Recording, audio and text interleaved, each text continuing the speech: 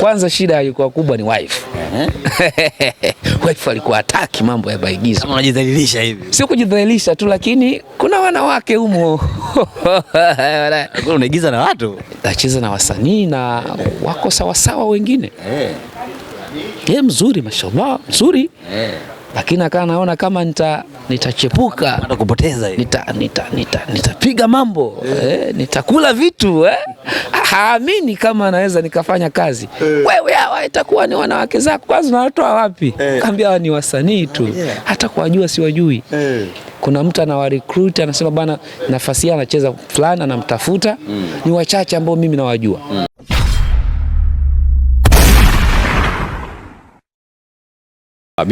Binafsi nina mengi ningetamani kufahamu kutoka kwako. Bila shaka hata mashabiki ni hivyo, kwa sababu yale ambayo tunayauliza ni yale ambayo mashabiki wanatamani wafahamu, ama mishangao ambayo tunaamini hata mashabiki wenu wanayo. Kwanza ilikuwaje ukaingia kwenye movie? Kwa mara kwanza naona Mpenja filamu nilistuka, nikasema huyu jamaa na maana huku nako yupo. Ni kipaji kilichopo ama nini ambapo kipo ndani yako? Kwanza bana, masuala ya movie au film, nimekuwa na mapenzi na fani hii miaka mingi kidogo. Wakati nasoma shule ya sekondari mathalan, kulikuwa tunatengeneza maigizo ya shule. Nakumbuka mara ya mwisho wakati tunamaliza form 4 kwenye vipaji, mimi nilitengeneza igizo, ni casting main character, na alikuwa linaeleza uhalisia wa maisha baada ya kutoka shule, na wengi wakienda kusoma wakafanikiwa wanasahau kurudisha nyumbani, wanasahau kuwatunza wazazi na mambo kama hayo. Kwa hiyo wakati nimemaliza lile igizo, kuna watu walikuwa analia, na baba yangu alipata hisia kali sana, mpaka kesho huwa ananikumbusha, mwanangu, unakumbuka ulivyoigiza ulivyomaliza form 4? Mungu akusaidie usije kawa kama vile. Maana yake ni kitu ambacho kiliacha impact, au tunasema kiliacha alama chanya katika kichwa chake, na by then watu wakawa nadhani mimi nitakuwa mwigizaji, lakini mazingira kwetu ni kijijini sana, na mimi nimekuwa huko, nimezaliwa huko, nimesoma huko, baadaye nikatoka nikaenda kusoma Sumbawanga huko, na pia ikawa ni kijijini, haikuwa mjini. Kwa hiyo hata kupata connection ya kuingia kwenye filamu haiwezekani. Wasanii wengi ambao tunawaona kwenye TV wakati ule, kila weekend unatoa shilingi 50 kwenye banda la video, ukamwangalie Charles Kanumba, akina Ray wakati ule, akina Johari, akina Singo Mtambalike, JB, akina Irene Uwoya, akina Wolper, akina Auntie Ezekiel, hizo wanacheza vizuri mno. Kwa hiyo ulikuwa unatoa shilingi 50, inaacha part 1, part 2 na natoa nyingine 50, mnaangalia. Kwa hiyo lakini hawa tunawaona tu. Ile ndoto ikafa kwa wakati ule, na nikaendelea kusoma. Baadaye nikatamani pia kuwa mtangazaji wa mpira, nikawa naona na kipaji cha kutangaza mpira. Nazungumza mwaka 2002, wakati huo wa kombe la dunia. Kuna mtangazaji mmoja kwa Radio Tanzania Dar es Salaam, hivi sasa TBC, Ezekiel Malongo, Fields, alikuwa anatangaza vizuri, na mimi nikawa napenda sana anavyotangaza.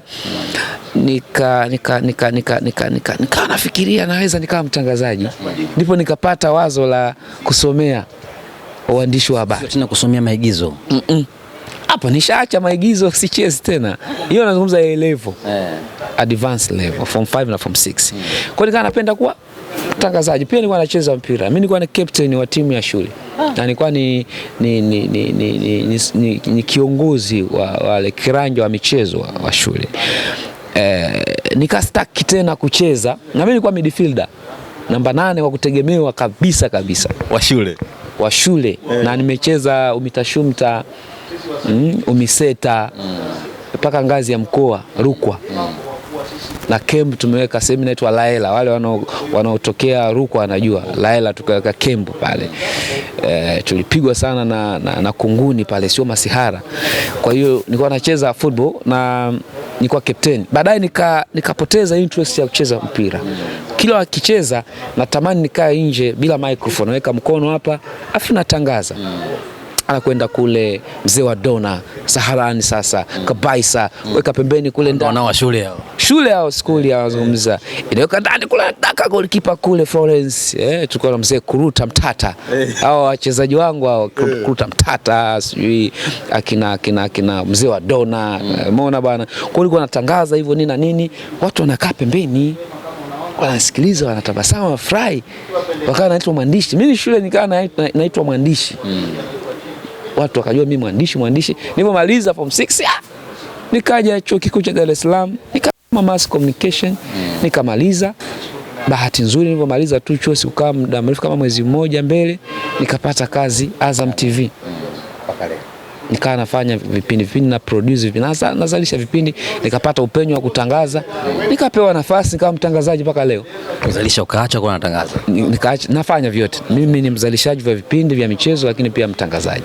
Nilivyotangaza muda mrefu, Mungu akanijalia nikawa nafahamika na kila kitu.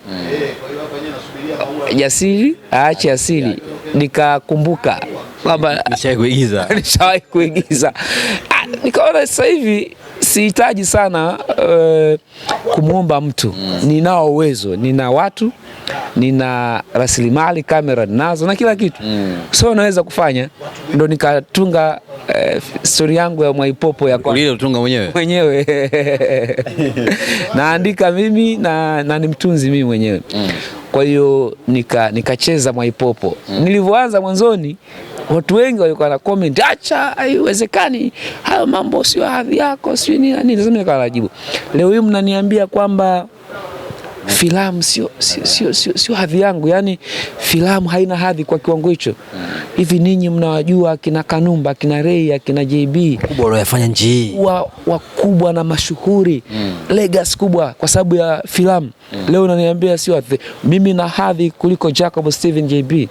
Sio kweli. Jacob ni gwiji, mtu mkubwa mno.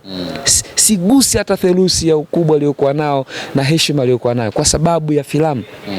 Leo unaniambia sio hadhi yangu, kwamba mimi ni nani? Acheni mambo yenu bwana. Nikaendelea, ilivyoenda ikakolea Mwaipopo imechanganya, watu wenyewe wakaanza kudai, mbona uposti? Walishakubali. Nisipoposti wanalalamika.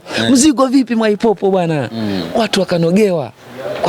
Kumbe unaweza. Wakaana nifuatilia, nikaa na washabiki kibao. Familia ilikuwa inasemaje sasa ushashifti pale za career yako, washakuona wewe ni mtangazaji lakini baadaye unakwenda kwenye filamu? Na wenyewe walikuwa kwenye miongoni mwa hawa ambao naamini kwamba unaharibu utakiwa kwenda huko? Kwanza shida ilikuwa kubwa ni wife. Wife alikuwa hataki mambo ya maigizo. Kama unajidhalilisha hivi. Sio kujidhalilisha tu, lakini kuna wanawake humo. Unaigiza na watu? Nacheza na wasanii na wako sawa wengine. Mzuri mashallah, mzuri. Lakini akawa naona kama nitachepuka, hata kupoteza hivi. Nitapiga mambo, nitakula vitu, haamini kama naweza nikafanya kazi. Wewe hawa itakuwa ni wanawake zako, kwanza unawatoa wapi? Kaambia ni wasanii tu. Hata kuwajua siwajui. Kuna mtu anawa recruit anasema bana nafasi ya anacheza fulani anamtafuta. Ni wachache ambao mimi nawajua. Kwa hiyo hii ni kazi. Mwanzoni akawa anaona kama hii bwana labda na mpango yao. Nilipoanza kurusha zile clip ya kwanza, akasema hebu nitumie nione. Nikawa namtumia. Anaangalia, anaweka emoji za kucheka. Ya pili, ya tatu. Yeye mwenyewe akajikuta ana clip nyingi kwenye simu zake. Nyingi. Kwa akawa anafurahi sasa. Wife bwana akawa anafurahi. Nisipotuma clip, mbona hujanitumia hii? Alikuwa umechelewa. Natuma, anaangalia, akawa anapenda. Na akaniambia bwana mimi napenda ukiigiza maskini. Unajua Mwaipopo ni kwa mtu wa chini, nafagia, mtu wa kufanya usafi ofisini. Kwa akasema karakta ya umaskini na kufaa. Kumbe unaweza fanya. Akaridhia, nikawa nafanya. Piga tukaendelea. Kwa hiyo nikapata mashabiki wengine tena. Wale walikuwa wananishabikia kwenye mambo ya football, wengine wakabadilika na kuwa wanafuatilia pia filamu. Kwa sababu anayetazama filamu ndo huyo anatazama na mpira wakati mwingine. Mimi naangalia filamu lakini natangaza mpira, napenda mpira wa miguu. Kwa hiyo wale wakawa mashabiki zangu. Wale ambao kwa wanatazama mimi nikitangaza mpira, wakawa napenda kuigiza. Kwa hiyo vyote wanafuatilia. Leo natangaza mpira, maliza mechi kesho tupe sasa episode. Tupe Mwaipopo. Tupe Mwaipopo. Lakini nikapata watu wengine wapi ambao si watu wa mpira. Kuna siku moja nilikuwa nimepanda bodaboda usiku mkubwa. Kapanda bodaboda, nika request usiku. Jamaa wakati anaendesha haja zingatia. Tulipofika nyumbani kwangu si nje kuna taa, ndio namlipa, ananyanyua uso, kaniangalia, bwana samahani, na kufananisha. Nikamwona nifananisha na nini? Na nani? Akaambia na Mwaipopo, yule mwigizaji. Sasa sio mpenje tena Mwaipopo. Yaani wewe si ndo Mwaipopo? Nikamwambia mimi Mwaipopo, mimi nafuatilia movie yako. Na nimekujua, nimefurahi sana kuona msanii ambaye nakubali. Na watu. Juzi wakati nimekaa na watu nikawa nawaonesha klipu, kuna mtu akaniambia eti wewe pia ni mtangazaji wa mpira. Ina maana yule kakujua kwenye kofia ya uigizaji. Naelewa ninachokwambia. Mimi sikuwa najua. Nimekuona kwenye movie, nimekupenda na nimekufollow TikTok na kila kitu. Ila kuna watu wameniambia kumbe pia wewe ni mtangazaji wa mpira. Hajui chochote kama mimi ni mtangazaji wa mpira. Jamaa sio mfuatiliaji wa mpira kabisa. Ila yeye amenipenda kwenye uigizaji. Kuigiza. Ndio baadaye akaniambia baadaye nimekusikiliza kwenye mpira, kumbe na kwenyewe unaweza. Kumbe kwenye mpira na kwenyewe una kipaji. Ina maana unajikuta unachukua watu wanaopenda filamu na watu wanaopenda mpira wote unawachukua. Nimepata watazamaji wapenzi ambao si wa mpira wameongezeka. Akija kunifuatilia kwenye filamu, baadaye anagundua huyu jamaa pia kumbe anatangaza. Mtu wa filamu naye anatangaza, anasikiliza, anakuta ndo kuna balaa. Jamani balaa. Kwa hiyo anakuwa amekuja huko kwenye mpira na kwenye uigizaji. Hata wasanii nao cheza nao. Wengine walikuwa hawajui kama mimi ni mtangazaji wa mpira. Kwa sababu wamekuja, wameletwa. Watu wale madirector wamewakasti. Wanasikia tu jina la mpenje, hawajui kama ni wewe. Wengine hawajui kabisa. Wamekuja waigizaji wengi hawana idea mimi ni nani. Hata akifika hajui mimi ndo nani. Mimi natamani nifahamu wakati unawaza sasa hivi naweza nikaingia kwenye uigizaji. Uliona nafasi yako ni ipi kwenye kuigiza? Huku mzee wangu kuna watu na mabalaa. YouTube huku kuna watu ambao dakika moja mtu ana viewers milioni. Ulihisi unakwenda kucompete na watu design gani, ama ulihisi unaweza utakuwa na ubavu wa design huo? Mimi sishindani na mtu. Hiyo ni principle yangu kwenye maisha, sio kwenye kuigiza tu. Kwenye maisha haya hutaki kushindana na mtu, kwa sababu Mungu ameumba watu kwa matabaka. Hata malaika mbinguni wana matabaka. Kuna wale wanaokaa karibu na Mwenyezi Mungu, kuna wengine wanakaa mbingu tofauti, na kila malaika na majukumu yake. Hata mitume walikuwa na matabaka. Wale wanaofuatilia historia ya Yesu Kristo, wa Kristo, wanafunzi wake wale hawakuwa wanalingana hadhi. Hadhi ilikuwa na Petro,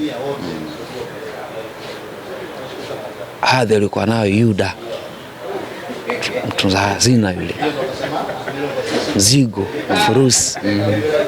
Watu mnamsikiliza yeye ndio kila kitu. Umeelewa sio? Kuna wale ambao walikuwa karibu sana na Jesus. Hata Mtume Muhammad, kuna watu ambao walikuwa karibu na mtume, wasaidizi wake wengi. Lakini katika hao watu kuna mmoja alikuwa anaweza kukaa na mtume akamshauri.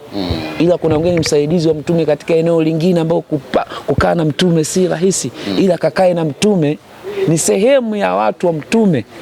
Ni sehemu ya wasaidizi wa mtume. Lakini kwenda kuzungumza na mtume, kuna mtu lazima umwambie, bwana nataka kumuona Mtume Muhammad. Atoe ruksa. Bwana ndio mtume. Kuna mtu anataka kuongea na wewe. Anataka kukuona. Mruhusu. Mwambiaje? Hata katika tawala za kifalme labda utawala wa Sultan Suleiman Khan, wale waliofuatilia tamthilia Ottoman. Kuna watu ambao walikuwa wanakaa na Sultan Suleiman ambao ili muone sultani lazima wao ndo waidhinishe. Even a president ana katiba ambayo ndo anaweza kukuruhusu wewe kumuona. Watu wapo Ikulu, sio kwamba ukiwa Ikulu wewe unakwenda tu kumuona Dr. Samia Suluhu Hassan. Kuna utaratibu. Kuna watu lazima uwaone, bwana nataka kumuona mheshimiwa. Wao ndo wanabana fulana nataka kuona, mruhusu. Atabaka. Lazima watu kwa hata kwenye kuigiza wako A-list artist, kundi la kwanza ambao ndio waigizaji wakubwa, wako waigizaji wa size ya kati, wako waigizaji wa chini. Kwa unapoingia usitake kushindana na mtu yoyote, fanya kwa hatua zako pale ambapo utakuwa umebarikiwa. Nyundo TV haiwezi kuwa kama Azam TV. Huwezi kashindana na Azam TV. Wewe unafanya kwa nafasi yako. Wewe unafanya kwa namna yako. Ni kama wewe leo hii huna baisikeli. Umenunua baisikeli. Unapita nje hapo unakuta jirani yako amenunua V8 new model 2025. Unaona wewe hujafanikiwa, yeye ndo kafanikiwa. Kumbe wewe umefanikiwa kwa sababu wakati unanunua baisikeli leo jana uko nayo. Kwa hiyo umepiga hatua kwa nafasi yako. Kwa usikimbie kwa kuangalia mwingine, kimbia kwa kuangalia steps zako. Je, nilivyokuwa jana leo ndo niko hivyo? Kama nimesogea hatua moja mbele tofauti na jana, maana mimi nimefanikiwa. Kwa mimi ninapoigiza siangalii nani kafanya nini, nani ni mkubwa. Nafanya kwa nafasi yangu na enjoy. Nikipata watazamaji 3000, hao ni wengi. Kuna mtu akiposa apata 2, na mimi na yeye nani amefanikiwa? Wakati huyu anapata views milioni 1 kwa siku hii moja. Kuna mtu anaposa apata views 5, yani 1 2 3 4 5. Kuna mwingine anapata 2, aliyepata 2 na 5 nani apata wengi? 5. Kila mtu kafanikiwa kwa nafasi yake. Kwa mimi nikipata 3000, wanaotazama watu 3000, watu 3000 wametazama kazi yangu. Hawa ni watu wengi ambao wameniheshimu, wananitosha. Kuna mwingine anapata 500, mwingine 200, mwingine 300. Kwa kuna mtu wa kwangu 3000, jamaa anapiga views vibaya mno. 3000. Anatamani kuwa wewe. Anatamani kuwa mimi. Nimepata watu wangapi? 3000. Wakati kuna mwingine ana views milioni 1. Sasa mimi nikitaka niwe na milioni 1 kwa mfano kama Baba Asma wa Dunia, haiwezekani. Yeye tayari ana brand kubwa, ameshafanya kwa muda mrefu. Labda kuna siku na mimi nitapata watu wengi, lakini siwezi kuangalia eti nimeposti episode yangu mimi nichungulia kwake, mbona mimi haendi views. Kama nimepata watu 10,000, watu 20,000 wametazama kazi yangu, nawezaje kusema sio watu wengi? Mshukuru Mungu kwa kila. Kwa mimi sijaingia kwenye kuigiza kwamba eti kuna mtu anataka kushindana naye. Kwa mimi sio shindani. Lakini vile unavyoona kwamba wewe unaposti kwa siku unapata viewers 3000, Baba Asma kwa siku unapata milioni. Kuna namna fulani haikukati kusema kwamba nitafika lini kule? Kitu cha msingi ambacho unatakiwa kufikiria ni kutamani kufanya kitu kwa ubora. Watu watapenda. Baba Asma alianza kupata views milioni 1 wakati anaanza. Haiwezekani. Alianza 1, 500, 1000, 10,000, 20,000, laki, 200,000, 3, 5. Hicho kipindi kwa anaona ni wengi. Lakini sasa hivi milioni 1 per day.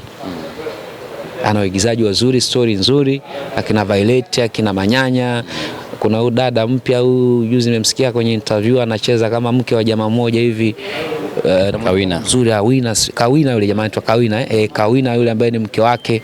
Dada mzuri, anacheza vizuri, story ni kali nzuri mpaka wameenda season 2.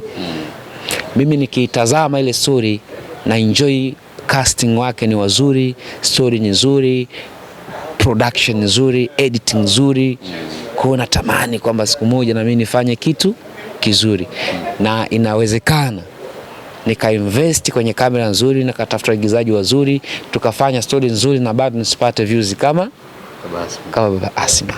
Tumeanza na Mwaipopo, tukafuata na nini, tumwambie mnaamini kwamba mtazamaji ambaye anamwonaga Baraka Mpenja kwenye kutangaza tu. Ajua akienda YouTube atakutana na nini hasa. Tulianza na Mwaipopo. Kwanza nifanya Mwaipopo season 1, season 2 nadaiwa. Tukaja Definition of Love season 1, nikaikatisha njiani, watu wa mind hawapendi haya mambo kusikia na katisha na watu wanataka nini changamoto zenu, lakini sio peke yako. Watu wengi sio mimi kwa sababu mimi nilivyoingia mwanzoni kwa nahisi ni mambo rahisi, lakini moto nyuma kamera bonga vitu vipo sawa, lakini moto niliokutana nao kwenye kuandaa kazi ni kubwa sana. Tamthilia ni kazi ngumu mno kuiandaa. Kiukweli ilikuwa ni kasheshe sana. Mpaka nikakata tamaa, hii kazi bora nitangaze tu. Mbona mambo magumu namna hii? Lakini mwisho wa siku nikafanya, nikaishia na nitaimaliza. Sasa hivi nina tamthilia yangu mpya inaitwa Siri ya Sifuri.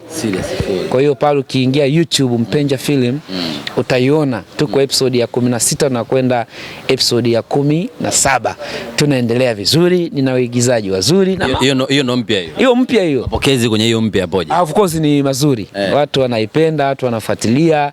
Na hivi nimechelewa kidogo kupost episode ya 17, watu wananitumia ujumbe, bwana vipi mbona au nini? Mtu kuna mmoja juzi kanitumia tayari. Tulijua. Oi, bas. Umekaa miezi mingapi bosi? Sio ni wiki. Wiki tunaanza kulalamika hivyo? Watu walalamika. Sio sisi kumaliza nyingine. Kuna mmoja wakati tunaanza kaambia umeanza hii mpya. Ukimaliza nimekaa pale. Niitwe umbwa. Samalizi huyu. Sasa nilivokaa wiki imeisha, mimi naomba niongee vile ambavyo mtazamaji alikuwa anaumia. Ya kwanza hujamaliza nakumbuka. Mwaipopo hajaisha. Ya pili Definition of Love hajaisha. Anasema nimekaa pale sasa hivi. Aishi. Kwa nini kwa hivyo? Ana story nzuri. Anaigiza vizuri na anaigizaji wazuri. Shida yake hamalizi story. Hii kimalizika nimekaa pale. Kwa hiyo nilivokaa wiki sijaposti, ndio jamaa akasema tayari. Bas, nilijua tu. Watu kama kawaida, kashatuacha huyo. Kala kona ndo arudi huyo. Ndo shida zenu, lakini ninyi ma director ama ma producer ndo shida zenu, sio wewe peke yako. Wengi ipo hivyo. Swali langu la msingi, wengi wanaogopa kama vile kukupoteza. Kwa wale ambao walikuona kwenye kutangaza mpira ukaja ukaingia kwenye uigizaji, ndio maana wanasema bwana nini na nini, wanakuona kama ipo siku utatia nguvu nyingi sana kwenye kuigiza, mwisho wa siku kule utaacha. Lipo hilo moyoni? Kesho na kesho kutwa Mungu akakupa kile ambacho unakihitaji kwamba kutangaza atakuwa basi utaingia moja kwa moja kwenye kuigiza? Hapana. Mimi naweza kufanya kazi zote kwa wakati mmoja. Mpaka sasa natangaza. Sio jana nimetoka tu kutia maneno Azam FC na Yanga. Wanatoana damu, magoli 5 yamefungwa kwa vichwa. Na nikaja kukumbuka kumbe vichwa day ilikuwa siku ya baba, Father's Day, na baba si kichwa cha familia. Kwa hiyo vichwa vile walikuwa wanaonesha kwamba wa baba tuko tunacheza siku ya wababa duniani. Kwa hiyo wababa walikuwa wanapiga vichwa kuonesha kwamba siku ya wababa, kichwa cha familia. Kwa mambo yalikuwa ni mazuri sana. Ndio nikashangaa, hao mbona wanafunga kwa vichwa tu? Paka la offside la kichwa. La depu. Hadi kuna mtu aligiwa assist ya kichwa na goli kichwa. Tena kichwa kwa kichwa. Sasa wao ndio wakanishangaza. Baadaye kichwa kuja kugundua ni Father's Day, kichwa cha familia. Kwa hiyo ilikuwa akina baba wanaonesha namna walivyokuwa vichwa vya familia. Kwa hiyo kutangaza mimi ni sehemu ya kazi yangu muhimu sana. Na siwezi kuacha.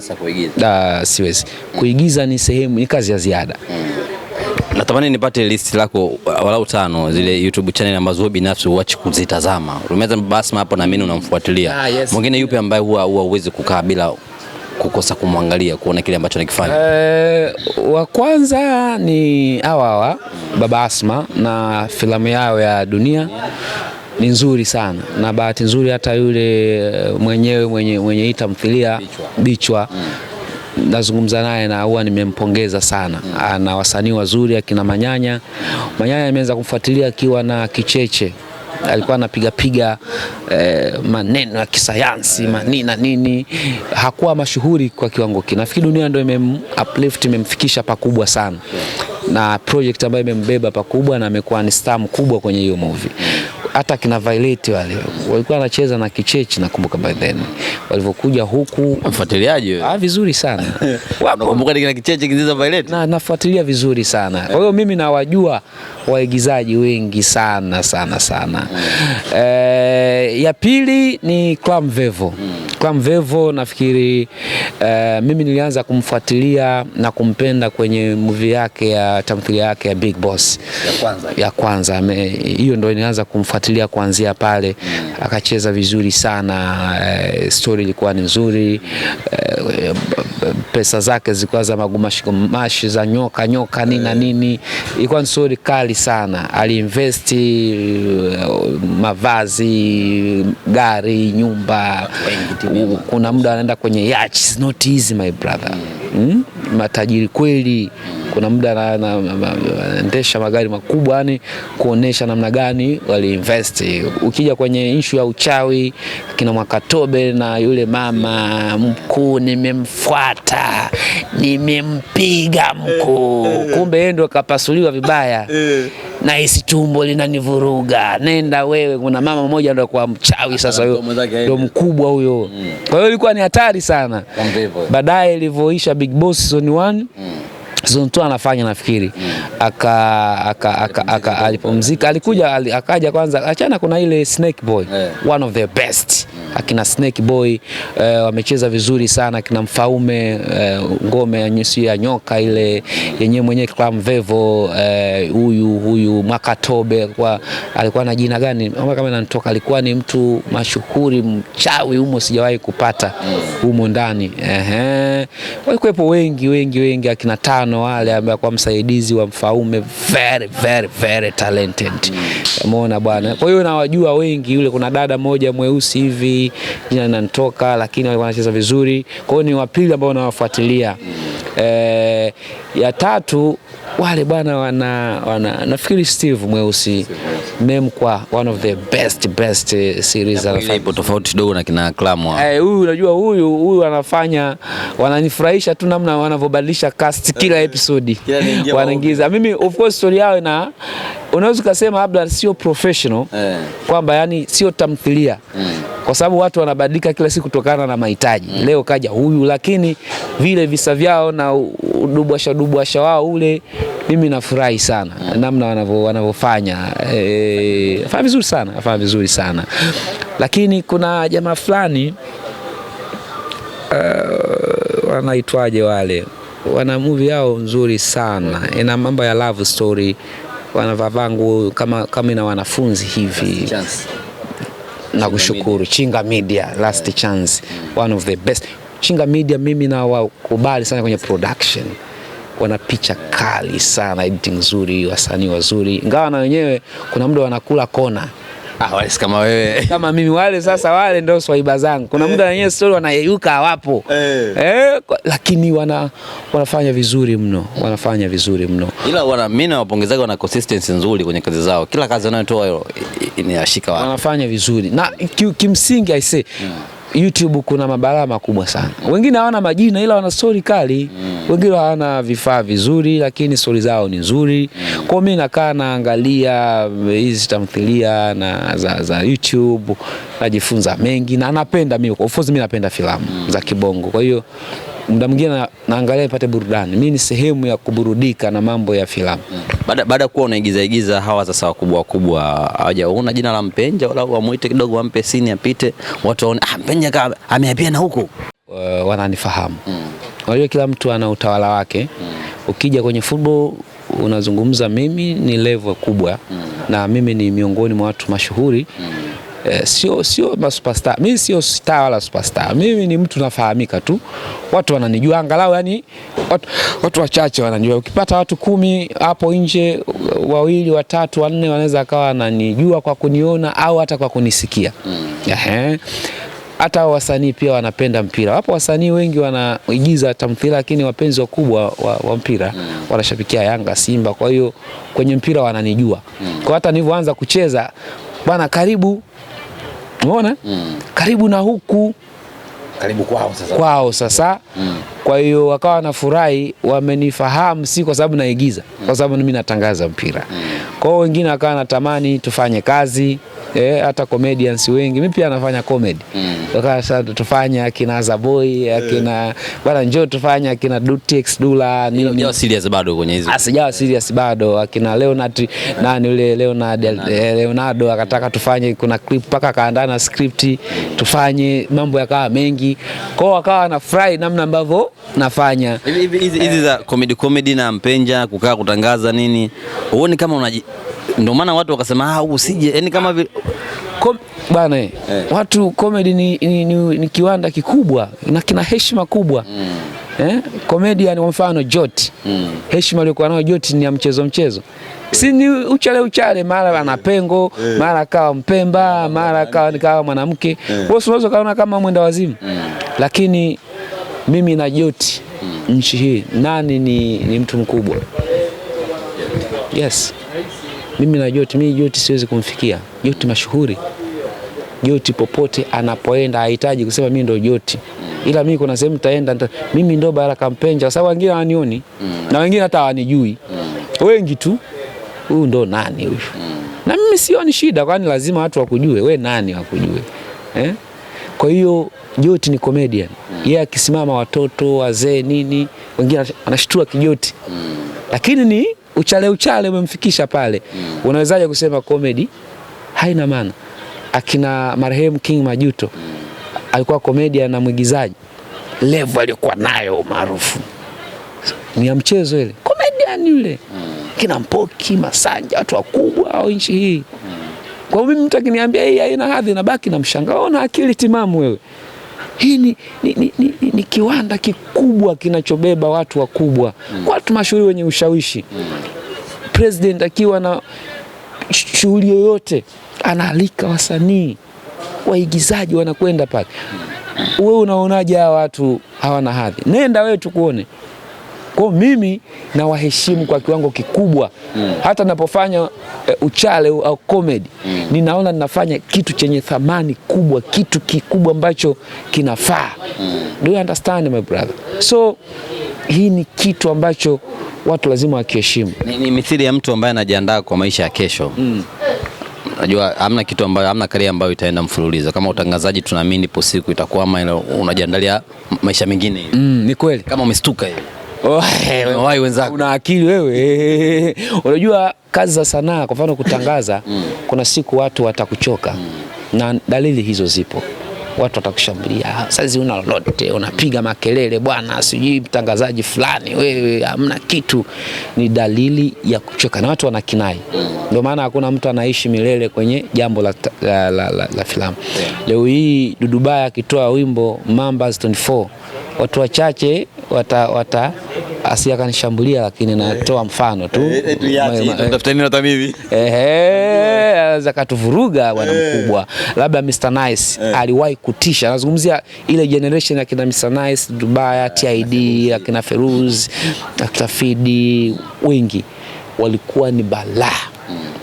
Lakini leo wakitoa wimbo wana struggle kwa sababu generation imebadilika, mahitaji yamebadilika na watu wana mambo yao wanayoyataka. Sasa hivi akina Mbosso, Mario, akina Harmonize, akina Diamond hawa na kila kitu. Lakini kuna nyakati zitafika hawa akina Mbosso ndio watakuwa wasanii wa zamani, hawana lolote bwana. Wanaanza kustruggle. That is maisha yanavyokwenda, generations zinakwenda zinabadilika. Kwa hiyo lazima ujiandae. Kama ukufanya maandalizi utaanza kuhangaika. Kwa hiyo hata mimi najua kuna siku kutangaza kutaisha, lazima niwe na kitu kingine cha kufanya. Lakini sio kuisha tu. Sisi tunafanya kazi private sector. Unaweza kaamuka kesho unaweza kama tunakushukuru. Asante sana. Bila sababu. Anajua yeye kupewa thank you. Wala lazima kupe sababu. Yeye si ndio ameamua usiwepo. Akabeba tunakushukuru kwa utumishi wako.